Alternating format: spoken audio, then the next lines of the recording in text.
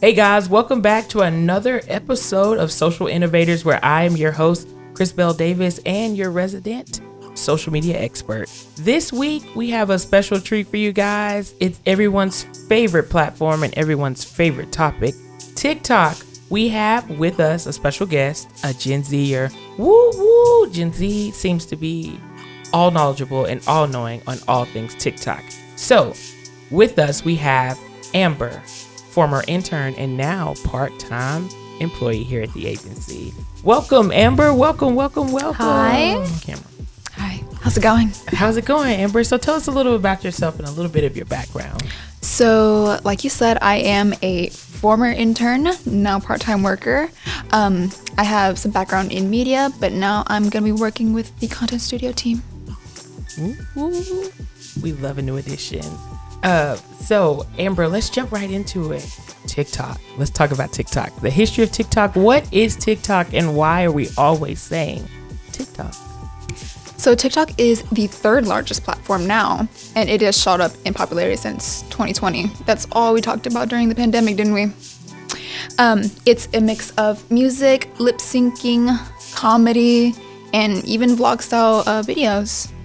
And I just think the virality of it and all of the trending topics on it is what makes it so popular. Okay, and what's your favorite part of TikTok? My favorite part of TikTok is watching the day in the life vlogs from one of my favorite creators, and it's just a great boost to my day. And also just listening and looking out for new trending sounds. That's awesome. My favorite part of TikTok is all the advice. I love the free unsolicited advice. At first I was like, now I'm always trying something. Every time I say life hack, I'm like, oh, I have to watch this. I have to tune in. Mm-hmm. I've purchased so many unnecessary things. True. I tried self-tanner for the first time this year because of TikTok. Yes. TikTok is very influential, which leads me to my next point. How has TikTok changed and shaped the world? So TikTok has definitely made vertical video and candid storytelling a social media standard. The spread of the viral videos and sounds has definitely been the reason for TikTok's popularity for sure. It's just the variety of media that's available on TikTok that I also think is what makes it so great. Like you said, there are advice, there's comedy, day in the life, new products. I think that's also what makes it so great and so bountiful of knowledge, of information. And even with me being an older person on TikTok, it feels weird to say it. Okay. I enjoy the multiple communities and the different niche groups that TikTok offers. They call them like TikTok, like, what is it? Life hack TikTok, college student TikTok, book talk, car talk. Yes, all the different talks. I ended up on Mormon Talk one time. It's a very interesting side of TikTok. I don't know if anyone else has ever landed on that. Ex-Mormon TikTok. Yes, ex-Mormon TikTok. Ex-Mormon. I'm sorry. The X is the important part. It's very expose, interesting. There's. I ended up on Knitting Talk or Knit Talk one time. Okay. And it's a bunch of people who get on there and they knit different things. And they're not even that old. I'm talking 15-year-olds were knitting and 55-year-olds. So I think it's really cool I grew up in an era of like Facebook and Facebook groups, like a niche group community type of aspect. I think TikTok has revolutionized the way that you can like find your fit, find your community. For sure. Super cool. You mentioned it earlier.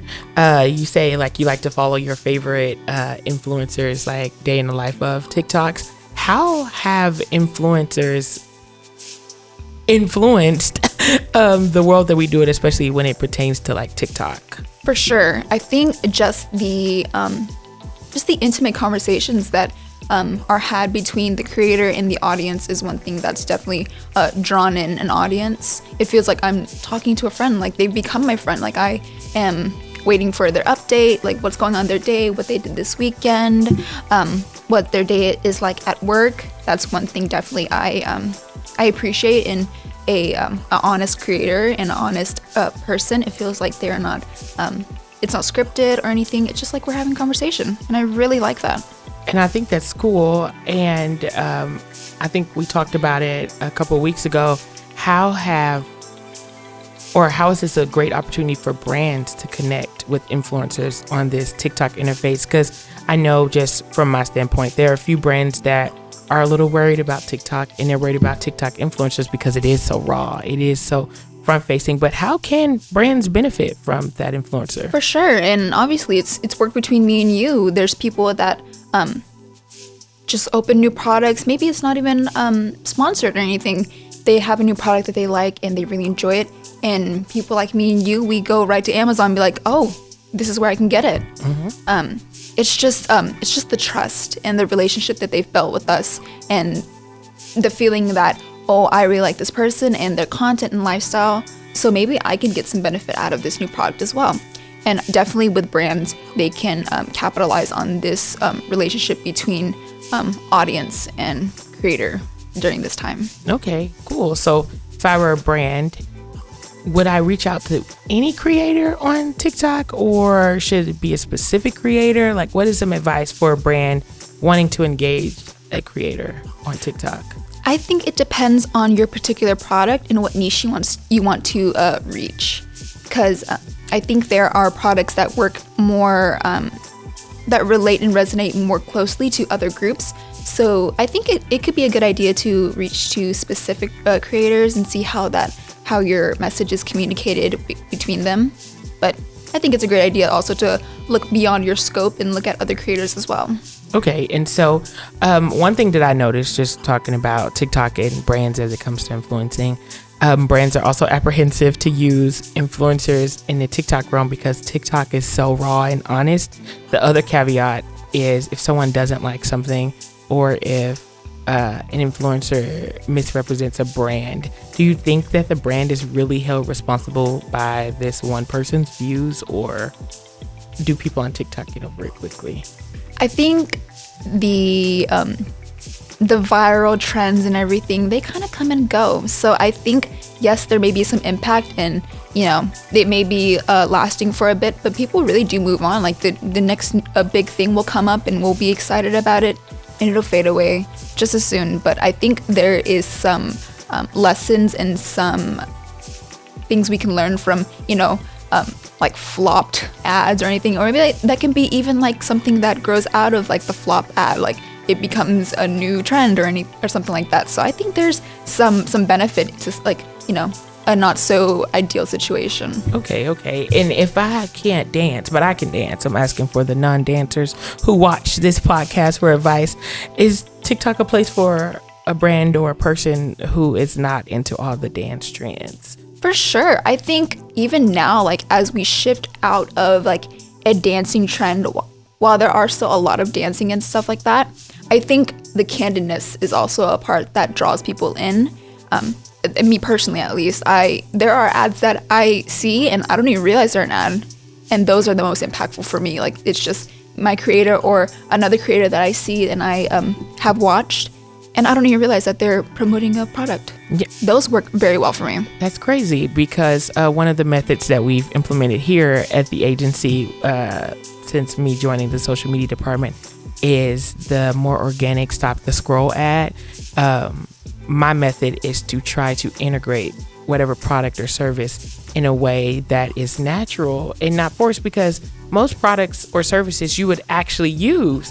And so a benefit to this new organic push and how TikTok is changing other social media platforms is you get an opportunity to strip down the lights, camera, action, and to be more front facing and to say, I use this brand of dishwashing detergent on my actual dishes, and to implement that and subconsciously tell someone a product that you might actually really gel with and it's for everyday use, or everyone gets a crack in their windshield. So this is a new opportunity for service-based industries to also join the party and to not just have a commercial with the owner and his son saying like, we'll fix your windshield. For sure. But to use influencers, TikTok, front facing, realism, actual scenarios in a way that makes people stop and say, that happened to me. Oh, I can use your service. For sure. I think that has been my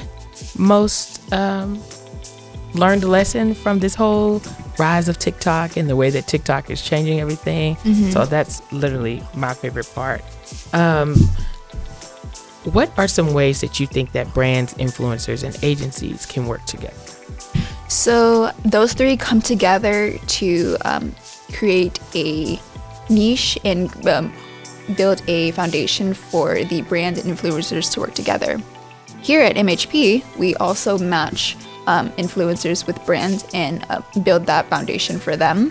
I think it goes back to finding the right audience and finding the right channel and the right message is what definitely gets the product going and builds some reputation with your audience. Okay, and so last one, let's see if you've learned anything from me since interning and now joining my team.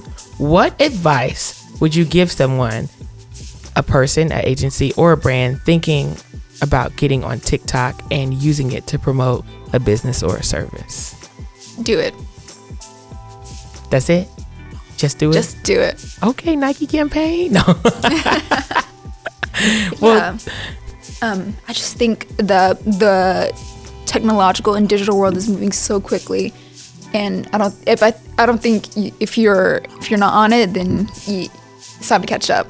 And there's so many trends and new technologies within marketing that is available, and we can seize that and we can take that opportunity.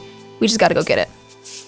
Thank you, Emperor. So thank you guys for tuning in to this week's episode of Social Innovators. When it comes to the world of TikTok, it's important for brands, influencers, and people to understand that it is just another place for you to show up as yourself, to be yourself. Although TikTok is a little more raw and stripped down, this gives you an opportunity to get back to the roots of pre-social media world.